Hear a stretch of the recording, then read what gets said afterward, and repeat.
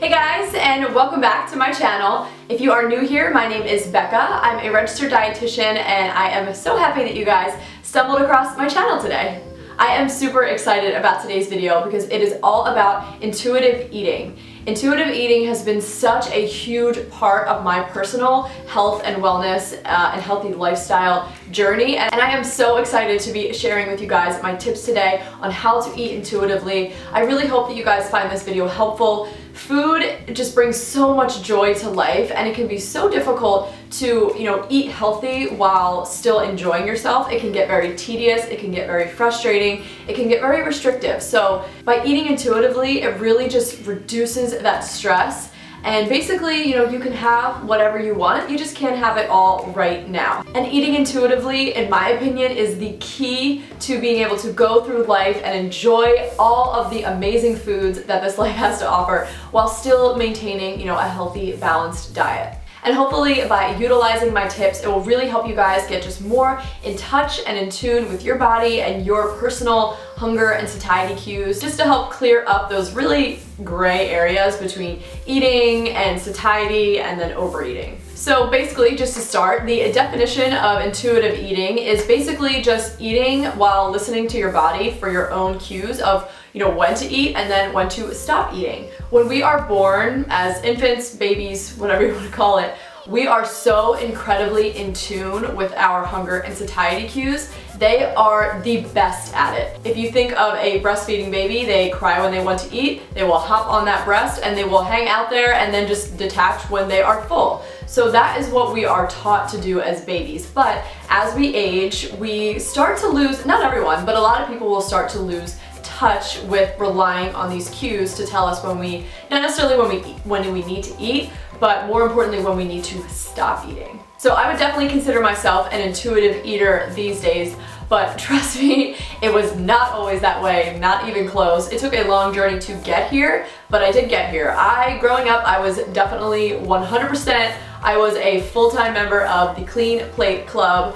I don't know if a day went by where I didn't finish my plate, and it's not because I was always hungry enough to finish the whole plate. It was just because I had ingrained in my mind as a young kid that finishing your plate was a good thing. Every time I would finish my plate at the dinner table, my parents would say, "Great job, you ate all your food, way to go, we're so proud of you," which isn't necessarily a fault on my parents' part. We didn't necessarily know that that was maybe not the best things to be saying to your kids at that time, but nonetheless, I did grow up that way, so those thoughts of finishing my plate equals a good thing started to override my own satiety cues, so I would just finish what was on my plate regardless of whether I was stuffed, 3/4 of the way finishing that plate or not. But even though those signals and those cues can be overridden over time, it is also possible to get back in touch with those cues and heavily rely on them as well.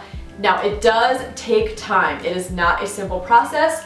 It's a behavior change at the end of the day. If you're used to just scarfing down your food, not paying attention to it, even if you don't scarf it down, even if you eat it slowly, but not really paying attention and just finishing off whatever's in front of you because it's in front of you, you have to teach yourself to, not just zone out when you're eating. You have to really focus on your food and you have to pay attention to what your body is trying to tell you. So it is definitely a behavior change, so it does take time, but it is absolutely possible. So if you are someone who is curious about intuitive eating and would really like to be more in tune with what your body is trying to tell you, I'm going to give you some tips that you can employ at your next meal, and then also just some tips in general to really help you get there.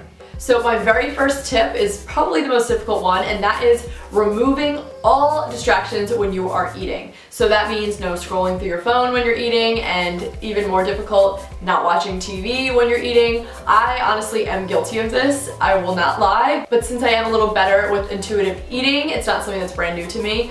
I still can regulate how I'm eating when I'm watching the TV. I don't always watch TV when I eat, but I'm not saying that I never do either. So you want to remove all of the distractions that are around you because they are going to keep you from focusing on the food. They're going to make you zone out and not pay attention to what your body is trying to tell you. So your body may be sending you signals like, I'm starting to get really full, let's slow down or stop, and you may not even notice them because you're watching Game of Thrones or Real Housewives or The OA, we just watched, that was really good. Just basically anything that's going to keep you distracted and keep you from paying attention to any signals that are coming across. My next tip is kind of a silly one, but it's actually look at your plate. Actually look at the food on your plate.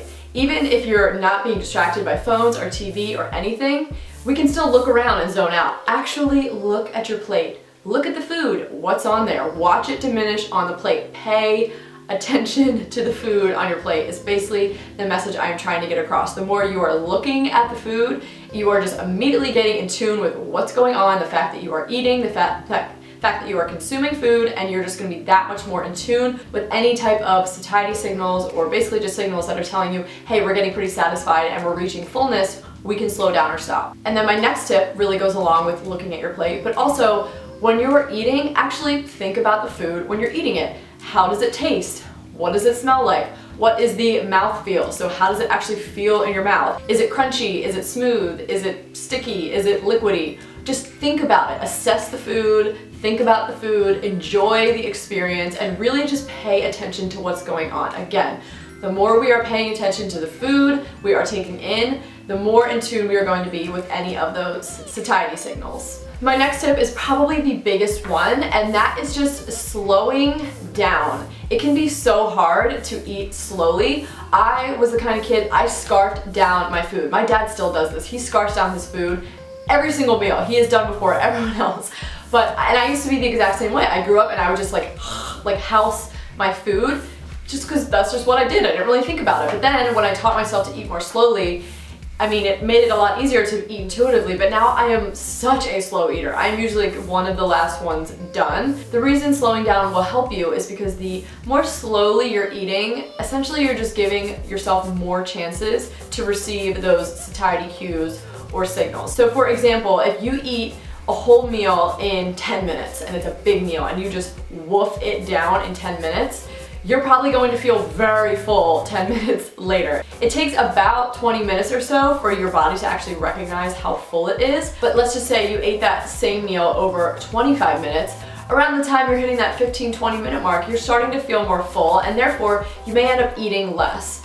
I'm not saying you necessarily have to eat less. The portions on your plate may be the perfect portions that you need at that time, but at least you can make that decision, because we all know overeating and feeling that full, it's uncomfortable. No one wants to feel that way. So the more you just kind of get in touch with, all right, I'm getting pretty full, I need to slow down. It's about that time where I start taking fewer bites and I'm just paying attention to how I feel. And along with slowing down, I have 3 kind of like sub tips to help make it easier to actually slow down with your eating. It's one thing to say, just slow down when you're eating, but to actually put that into practice, if you're someone who's used to just wolfing down their food, I mean, what do? Just eat slower? No. So one of my tips is to put your fork down. While you're eating, set your fork down after you take, a few bites or however many bites. By just putting it down, you're actually breaking that muscle memory of fork to plate, fork to mouth, fork to plate, fork to mouth. We can get really caught up in this motion, and again, all of our cues and paying attention to those cues can go out the window. So by just setting your fork down, even if it's for like 3 or 5 seconds, it doesn't take a long time. You don't have to let it sit there for a while, but just letting it sit down and like bringing yourself back in, paying attention, like, all right, coming up for air basically, and just assessing what's going on. Am I feeling full yet? No, I'm still pretty hungry. All right, grab that fork and keep on going. But just breaking that muscle memory, breaking that motion will really help you kind of just like pull yourself back in and realize what's going on. Another thing is just take some deep breaths. Again, when we are housing our food, we are not coming up for air. We are just housing our food. So by taking a minute, even if you're not putting your fork down, but just taking a sit back for 1 second, take a deep breath while you're eating, and then you can continue to eat. Again, it's just another way to kind of check in with the body, see what's going on. Am I feeling full yet? Nope, not full yet. All right, keep on eating. And then my last little sub tip for trying to slow down is take a sip of a drink. Have a drink nearby, whatever that drink may be. By just reaching for that drink and taking a sip, it works just like the first 2. A, you're breaking that muscle memory because you're putting the fork down, and B, you're kind of coming up for air. You're taking a small, short little break from eating, and it's helping you to, again, take a step back, get in touch with the body, see what's going on.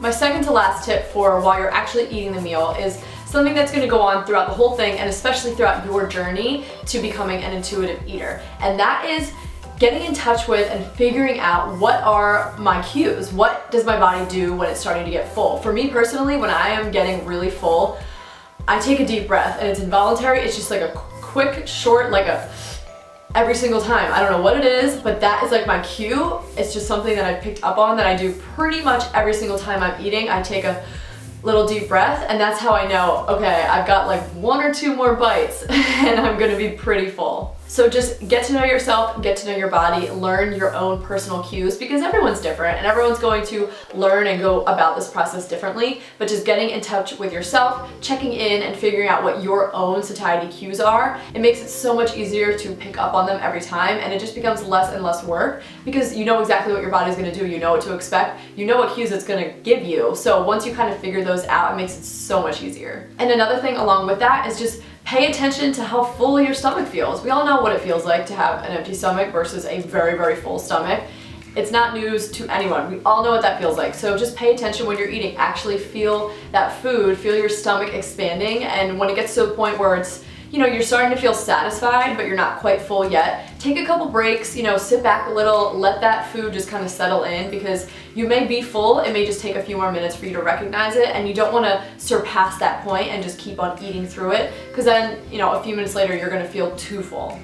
And one more quick thing I wanted to mention along with that, if you are eating a high-fat meal, so a meal that contains a lot of grams of fat, it takes your body a lot longer to recognize fat in the stomach. So if you're eating a really fatty meal, for example, a cheeseburger and fries and a milkshake, that has a ton of fat in it, and fat just takes longer for the body to recognize. It's gonna take you even longer to recognize the feeling of fullness off of that really fatty meal compared to just a regular normal meal with a normal amount of fat, not an extreme high amount of fat. So I just wanted to mention that because not a lot of people necessarily know that. So when you are eating something that's really fatty, just take extra precautions and pay attention even more, and maybe take more breaks or eat even more slowly, because it's just going to take you a lot longer to feel as full as you would compared to just a normal meal, if that makes sense. And then my last and final tip for when you're actually sitting down, eating that meal and trying to eat intuitively, when you are done, this is my favorite one, when you are done, push your plate away. Physically push it into the table. It doesn't have to be any more than just a few inches, but actually physically push your plate away. This is signaling to your body and, you know, telling yourself, I'm committing to being done. I am done, I am pushing it away. Another thing is when that plate is sitting right under your face and you can smell it and it's right there, it's just so close, you're probably going to continue to eat, especially if you're sitting, you know, maybe at a dinner table or whatever kind of table, whatever meal, with other people who are still eating. If that food is still, you know, unfinished and right underneath of you, you're full, you stopped, but it's right there and you can smell it and it's right underneath of your nose, you are likely to probably take a couple more bites. Not everyone's going to do that, but I know that that always happened to me. So once I would actually just push my plate away, it was just the perfect way to be like, I'm done, I'm committing to being done, I'm full, I don't need any more, I am done with this meal, and that's it. So those are my tips for when you're actually sitting down eating a meal. And then I just have a couple extra tips for you guys as far as eating intuitively in general. So my first tip, and probably the most important tip, is if you are actually hungry, not bored hungry, not like I just want to eat something hungry, no, like actually you are hungry, you need to eat. Listen to your body. I know we're focusing a lot on stopping eating, which is generally what people have a harder time paying attention to, but if you're actually hungry, you should be eating. That is your body way of saying, I need food, I need energy, you need to bring some calories in so I can use them to continue to function. What happens when we ignore those cues and we just don't eat? Your body is going to start using its own internal stores in order to function, even if we're not really doing anything. So we're just laying on the couch, barely moving. Our body is still pumping blood, it's breathing, it's sending muscle signals, brain signals. It's doing a lot of work in the background that we don't even necessarily pay attention to. So even if you are completely at rest, it still needs energy to function, or else you're not gonna function. When you are hungry and you ignore it and you don't eat, your body will move to using your internal stores for energy because it's going to have to continue to function. The upside of that is it will use up some of your fat stores. Yay, we get to burn fat when we don't eat. But the downside to that is it will also burn up some of your muscle as well for energy. When we are in like an energy deficit, we don't have food coming in the moment, but we need energy, we just kind of go into this like overall breakdown mode. So we're not just going to burn off the fat, that would be nice, but it doesn't work that way. We're just going to start breaking down everything. We're going to break down a little bit of muscle and a little bit of fat, use that energy. If we're still not getting any food coming in, we're going to break down a little more muscle, a little more fat, and that is how it works. So the huge downside to burning up muscle, which almost completely negates the benefit of burning any fat, is when we are burning our muscle, we are just taking our metabolism down a notch. The more muscle mass we have, the more of that lean mass that we have on our bodies, the higher our metabolism is at a baseline. Muscle is super active. It is always doing stuff, whereas fat is completely inactive. It literally does nothing pretty much. So the more muscle we have, the higher our metabolism is going to be at a baseline. That is why men's metabolisms are always higher than women, and they can generally eat more, because men are just born with more muscle mass, more lean mass, whereas women, we have more fat mass or more fat storage capability because we have to grow babies in our body. So we need more fat storage available if we were to need it. So that is why we want to eat every time we are hungry, because we don't want our bodies to start dipping into our muscle stores for energy, because every time we do that, we lower our metabolism a little bit. And the lower our metabolism is, the harder it is to lose weight or just maintain the same body composition in general. So we don't want that. We want to maximize our metabolism, keep it as high as it can possibly go, because that is just going to be the easiest way to maintain a healthy lifestyle and diet without doing a ton of work. And then my last and final tip is very simple, but can be the hardest one to follow, and that is just stop eating when you are full. Just stop.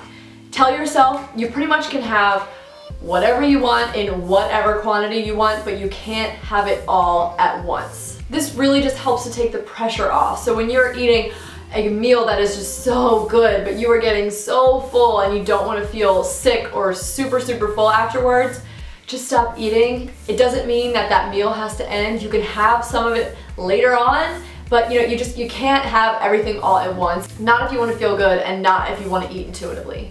And with all of that being said, I think one of the most important things that I want to get across in this video is we are humans and we are not perfect, and even as intuitive eaters, we are not going to eat intuitively every single time we eat. Even though I am someone who eats intuitively, there are absolutely times where I am eating, I get my little breath signal knowing that I'm pretty full and I know I should probably only have a couple more bites, and I just continue to eat because whatever it is delicious, and that is just the mood I'm in that day.